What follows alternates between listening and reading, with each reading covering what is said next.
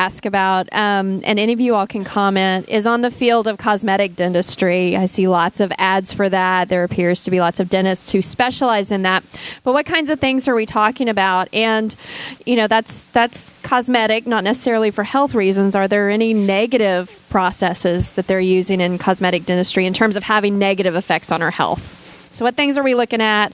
Are there any health dangers with some of those procedures? The question was about cosmetic or aesthetic dentistry and possible issues with that from a downward point. Anyway, there are several, when you're talking about bleaching, there's vital bleaching, which a lot of us have used with various materials you can buy over the counter or your dentist will do. And those are on teeth that are actually fairly normal and it may look normal to most people.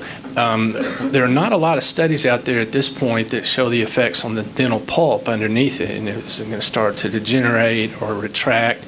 Then it can probably not induce an infection in the tooth, but over time, if you were to develop something, it could possibly make it worse or harder to treat.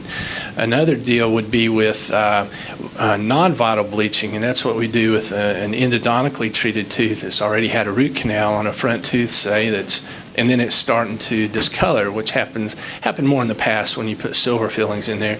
But we can go in there and take the root canal filling material out to a point, if we have to, and place bleach actually in the tooth, and then come back at some point and refill it.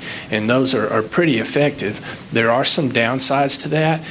In the past, sometimes there would be a resorptive defect that would occur, and actually the tooth would start to dissolve from the outside.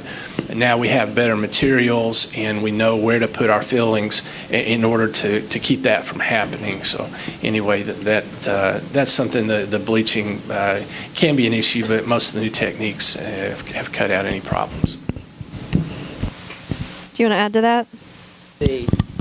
I'm always amazed about how people in aesthetics and mindsets are Of course, we do a lot of full mouth reconstructions and get towards the end and we're selecting the teeth and the form, the shape, and I get the shade guide out of all shades commonly found in nature and human teeth. And they look at it and go, "No way, Jose, that's not what I want." And I go, "Let me guess." And I reach back in the drawer and I pick up the other shade guide, the white bleach shades. They go, "That's what I'm looking for." And I go, "But those don't exist in nature. Those are totally artificial. And when I put them in an 85-year-old woman, they even look worse."